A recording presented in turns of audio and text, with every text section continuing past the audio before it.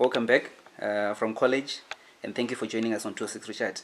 Maybe you can just, in short, take us through what happened for you to end up in prison, in remand prison, and how you were living whilst you were in prison.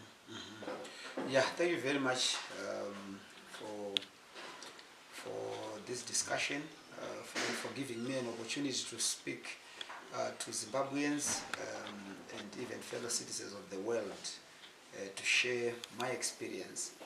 I think, as you are aware, we were arrested for inciting public violence, of which details of that charge I would not even get into because it's still a matter pending before the courts. But all I can say is on the day of the arrest, the arrest was very violent. In my own assessment and in my own perspective, it was a very violent arrest. I think that morning I had gone to the church. My local church is just on the other side of the house, our local AFM church.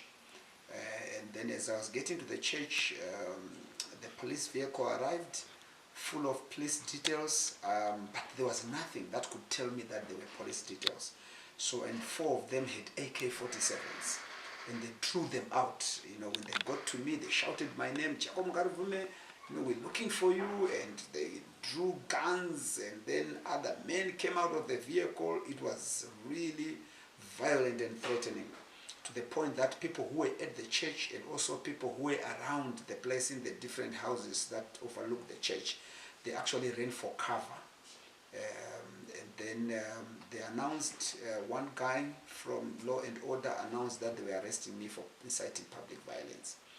And that meant, and then they said they were taking me to Harare Central Police Station, Law and Order. So I said I'm going to walk into the car on my own, because they were trying to then bundle me into the car, handcuff me or something. Then I said, no, I will voluntarily walk into that car and let's get to the police station. So I then managed to go with my cousin brother. They asked what, because I was with him at the church at that time. Then I said, okay, if you are taking me to the police, let's go with him so that he sees where you are going to leave me. And then they took us to Law and Order. I initially thought that it was an abduction, since we were going through a lot of abductions in this country. I was only a little bit relieved when I got to Law and Order Central Police.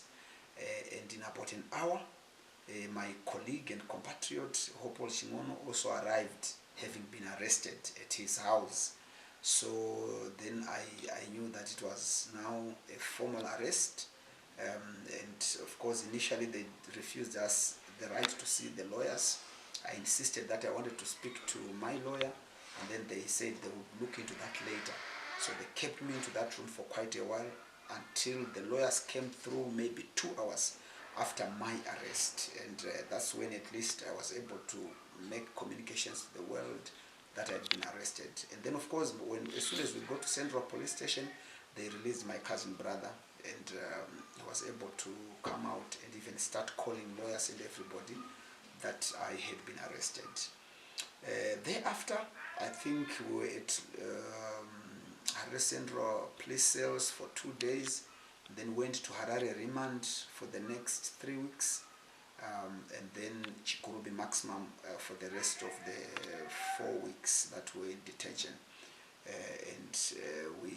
Such was the walk, and our experiences were horrible. I mean, we went through some of the worst conditions that you would think humanity would live. As a prisoner, you literally had no rights. And we were classified, Hopol and I, and then of course later Honorable Job Sikala, when he came to join us, we were classified as D criminals, the most dangerous criminals. So at remand prison, we were in cells with those under trial for murder, and then at Chikurubi maximum, we were living in cells with those who were convicted for murder, saving life, those who were convicted for the worst crimes. Some were serving over 100 years. I think more than 4 people were serving over 106 years in my cell, and then about 10 serving life imprisonment, the rest serving an average of 20, 30 years. And for you to go through that psychologically, it really meant a lot to appreciate that this is the situation you are in, and these are the people that you are living with. So in short, I would say that's the experience that we went through. The time that you went for bail hearings, and everything that was happening within the courts, would you describe that process as fair? If not, how would you describe the whole process that was going on? I still have a matter that is before the courts of Zimbabwe. But let me say to you, the intention of the state was to make sure that we had no bail, we had no food, we had no medical attention, we had nothing. So for us, everything we got, we had to go through the courts. For us to access food, from home, and special diets also for that matter, we had to get a court order.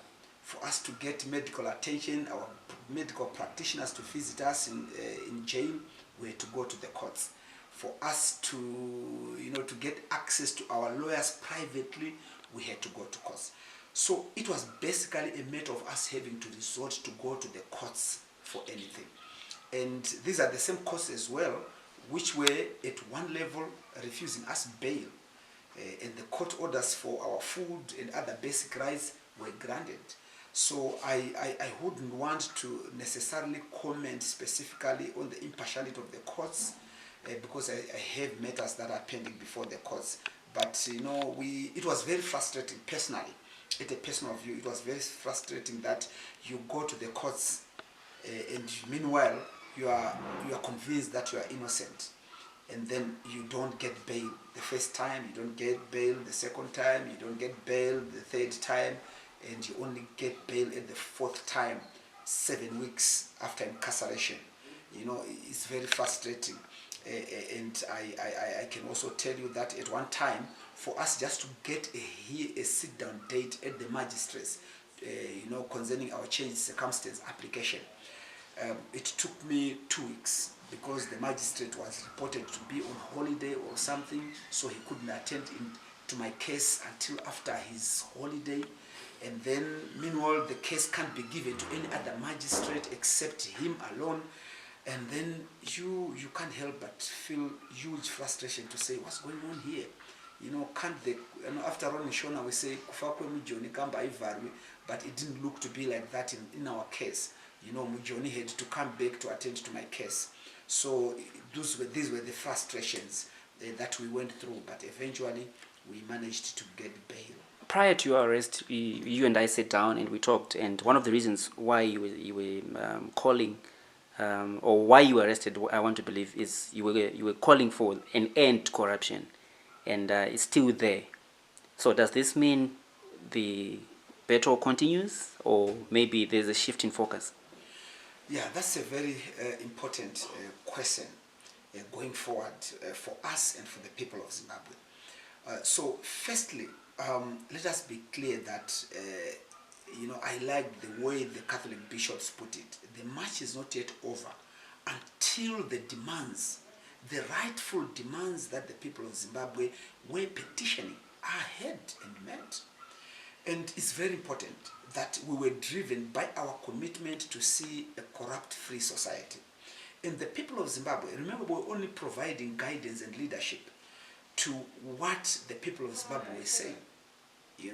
And if those demands are not addressed, it is very important, and it's absolutely important and clear for us that we still need to do the things that we are supposed to do. So it is really up to the people of Zimbabwe to say, how do they want to move forward? How do they want this whole initiative to evolve? Some have been speaking to us about a strong civil rights movement that we need in this country, fighting for people's right to life, people's right to health care, people's right to education, to freedom of expression and speech. And it's important Those things are provided for in the Zimbabwean constitution from section 58 through to section 62. And there is no way that the people of Zimbabwe can be deprived of those rights. And they, as we're calling on the 31st of July, they have to be exercised peacefully. We never called for violence. We don't call for violence. We call for the exercise of these rights in a peaceful and respectful manner. And I think the people of Zimbabwe have got every reason and right.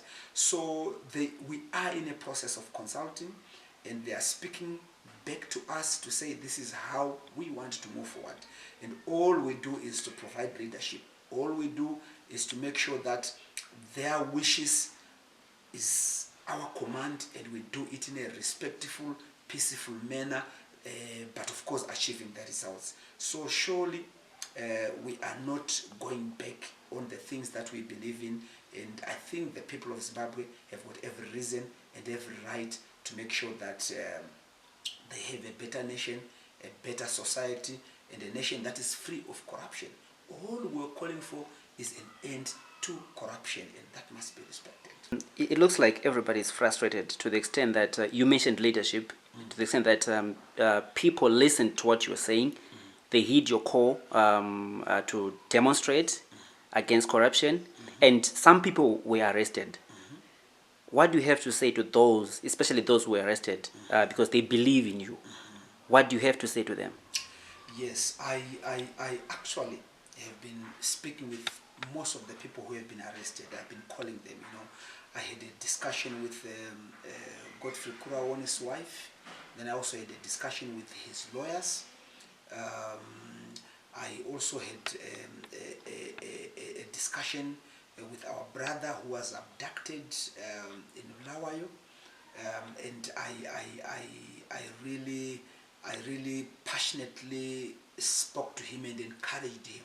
And many other Zimbabweans were arrested and were harassed. Some were abducted. It's so unfortunate, honestly. It hurts me. It reaches to my spirit and heart to say, if people are demanding an end to corruption, why then do you need to abduct them? How do you respond in a manner that shows that you are anti the people's call to an end to corruption? It's unfortunate. It's very, very, very unfortunate, I tell you. I think we need to respect the wishes of the people of Zimbabwe. After all, leadership is not about using force against the people. It's about leading them and listening to them. A good government listens to its people, and there is no desire at all with this present government to listen to anybody. They don't listen to the people. They don't listen even to common sense. So it's very unfortunate. But to all those who came out and stood out very firmly, believing taking heed to our call for an anti-corruption demonstration, we say thank you. Do not be discouraged. The journey to Rome begins with a single step. We have taken that step already, and we need to continue on that path going forward. So I so much appreciate. We've been getting overwhelming support from the people of Zimbabwe. We've been getting unbelievable support from different sectors in this country. We appreciate. We absolutely appreciate, and we'll build on that and consolidate it to make sure that our voice eventually is heard. It's important. And I quote Zanu-PF political commissar, Comrade Victor Matemadanda. Recently he came out and said traitors will be dealt with in the evenings. They will disappear. What kind of an atmosphere do you think the Zanu-PF or Comrade Matemadanda is setting? Given what my brother Mcheiwa, for instance, went through in Bulawayo, and then you look at those remarks by Comrade Matemadanda and many others in his party who've shared that perspective, it's most unfortunate. This is what the people of Zimbabwe do not want. This is not the Zimbabwe we want. It's very unfortunate. You look at the abductions, you look at what the torture that people went through. It's so unfortunate that it is coming from the very people who must be protecting the people of Zimbabwe. Citizens, a government has got a responsibility to protect its people. It's an obligation and a duty that every state should carry. And it's a requirement even by the international community, the responsibility to protect. So if you then can't protect your people and you become an abuser of the rights of your people, it's very unfortunate. And we would like to say to the people of Zimbabwe, you need to be wary of leadership that is fronted by people like Comrade Matemadanda and those in Zanu-PF. This is not the leadership that Zimbabwe wants. And we need to be strong. It actually shows the fact that we need to be strong and even be ready to give all that we can for our freedom as a people. Because freedom will never come cheaply with such kind of an attitude. And I think it's also very important that this is a direct call for violence. And then interestingly, we call for an anti-corruption demonstration. We are arrested. Somebody speaks like what Matemadanda is doing, and then he walks scot-free. His comments are even aired on national television. What is that supposed to mean? And then it shows that even the state should arrest such people, but they are never arrested. And this is where we have a problem with the systems that we have in this country. Violence has been institutionalized. And it's there for SADC to see. It's there for the region to see. It's there for the world to see. And when the world sees all these things, then there's no way they won't hold this government responsible for the violence you see against the people of Zimbabwe. It is very unfortunate. And I think it goes on to further strengthen the people's fear that with this government in power, there's no hope in sight. Absolutely. Absolutely. And let me say, this is not what we fought for when we went to the liberation struggle, when our fathers, our parents, and everybody contributed to the fight for freedom of this nation. The people's freedoms and the people's rights is exactly what we fought for. The right to land, right to access to education, right to access to opportunities. But now what is happening is some citizens are more important than others, and they access the opportunities and the wealth of the nation better than others, or better than the rest. That is unfortunate. And this is exactly what the people of Zimbabwe want to make sure that we change. Say maybe there's a crisis, and what kind of a crisis do you think there is in Zimbabwe, if there is one? There is a crisis in Zimbabwe. There's absolutely a crisis. And bad governance, corruption is the root cause of that crisis. And the crisis has led now to extreme violence against the citizens. Violence is propagated by the state against citizens. And that's very clear for everybody to see. And now, the basic tenets of troubleshooting is that you must acknowledge the problem firstly. And then, sadly, our government does not even acknowledge there's a crisis in this country. And then how do they solve it if they don't agree that there's a crisis in this country? But we as Zimbabweans, we know there's a crisis. Even people in Zanu-PF, people in the different political parties in this country, we know. And even citizens, ordinary citizens who are not affiliated to any organization, they know there is a crisis in this country. That's why even the world is watching and speaking about it. Yes, we are thankful that SADC, the African Union, came through.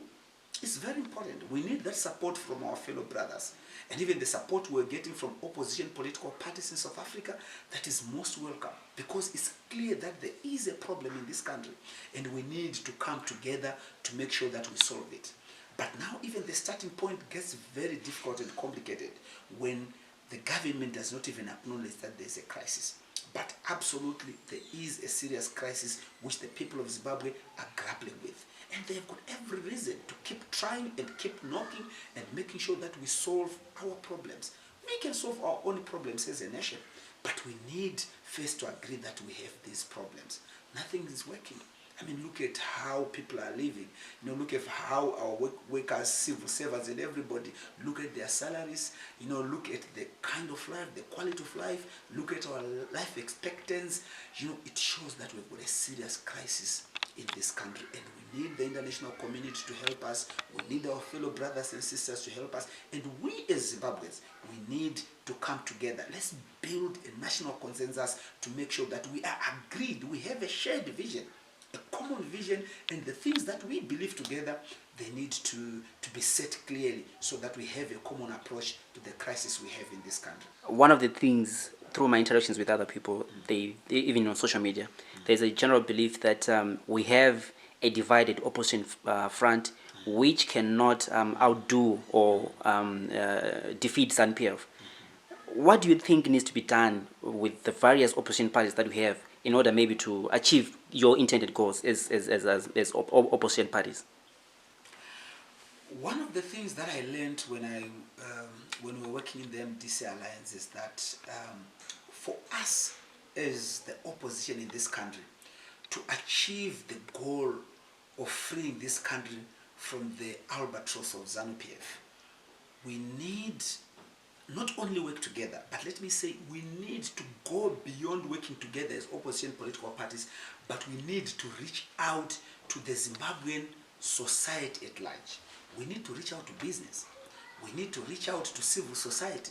We need to reach out to the church. We need to work with the churches in this country. So you need to go beyond political formations if you are to achieve that objective. And this is precisely why, and then how do you unite all these Zimbabweans to come together? They come together based on the agenda that we can set. There are agendas that can bring together the people of Zimbabwe, irrespective of political affiliation, political opinion, and these are the issues we need to deal with. Right now we're talking of anti-corruption, or we're talking about corruption. Wherever you are, as long as you are a Zimbabwean, you don't want corruption. Even people in Zanu-PF, at least they claim they don't want corruption. But now the question is, what do we need to do to deal with corruption? And then we say, okay, fine, let's bring awareness to this issue to the nation and beyond. And this is exactly what the 31st protests achieved so far. So what I believe is that we need to work together, not only as political parties or as opposition political parties, but even we need to serious engagement, serious national consensus building with the churches, with business, with civil society, with everybody. So that we can build a formidable force getting into any election and achieve change. So I have deep conviction and passionate conviction that until such a time that we are able to build a national consensus in this country, it will be hard and a hard path for us in the opposition to make sure that we assume power to lead this nation. So we need to continue to reach out. We need to continue to set agendas that are not political, that are not partisan. Our agendas should be driven by the desires and the common will of the ordinary people of Zimbabwe. And this is what I think precisely we need to do. And this is what I feel is the right path for us to take. And since we worked with the MDC Alliance, this is exactly what we're trying to do. And now we are working more with this civil rights movement that is shaping up in this country so that it's not partisan. It's trying to bring everybody together, and we feel we need that going forward. Maybe share with the world how you felt when you came back home, knowing that you are finally a free man after about more than a month. I think 43 days. 43 days in prison. How did you feel, and how was the welcome home from the family? So it was 43 days in remand prison and then 2 days at Harare Central cells. So a total of 45 days. It was very nice, actually, very refreshing. The Chikurubi maximum wall is a very intimidating wall, very long, and it literally shuts your hope out that you will ever come out of those walls. And interestingly, for me to get to the lawyers, I had to go through how many gates to just see the lawyers. More than 6 gates to go see the lawyers, and the lawyers would have gone through probably about 4 or 6 gates as well to come for us to just have a meeting. So when I came out, it was so nice. It was so nice, but sadly, of course, I had gotten used to sleep on the floor, so that my ribs would literally have a problem with sleeping on the bed. And of course, I'm still really trying to cope, because we're locked up 17 hours a day, locked inside. You are supposed to be literally sleeping inside for 17 hours a day, and then you only have 7 hours, outside, or not outside, but in the courtyard. So that adjustment is something that I'm really trying to go through as well. And then of course you're also trying to understand the pricing system. How much do things cost? You are completely shocked. I get these bills and notes, the $5, and then I'm asking what can I buy with this $5 note, and then I'm told nothing. You need a couple of those to be able to buy just a sweet. And it's surprising you. So you're asking everything, literally, even as you drive out, as you are going out with your team, you're asking, so how much does this cost? And then, and it's only 45 days ago, but things have changed so much, the rates have changed. And of course, the potholes have also widened. And so, all that is exciting, but of course, your freedom, people loving you. There was a lot of excitement. My wife was excited to have me home, the children, my team, other people that I don't know. Now I'm coming out, wherever I go, I'm suddenly recognized. I made a mistake yesterday. I passed through Parenya to a hospital. I was just meeting somebody, and then I just got out of the car, then I go to meet her. And then everyone is now asking, are you Jacob Ngarivhume? Then I say yes. Oh, so, look here, Dara. Keep going, keep fighting. Then I'm certainly not sure how to respond. But of course, we have come back to life. But remember, we're also leaving behind friends who had literally became our friends, people we're living with every day. So we think about them, and so it's really a mixture. But it's nice to be out. I'm feeling so good and enlightened. And that, at one time as I was in there with the bell not coming out, I was actually thinking, maybe I might be here for the next decade, who knows? And but it's nice to be here, and to be out. So that's what I went through. Thanks a lot. Okay, thank you so much, Mr. Ngarivhume, for joining us on 263 Chat. Appreciate it. For these and other stories, visit our website www.263chat.com. Follow us on Twitter @263chat and like our Facebook page 263chat.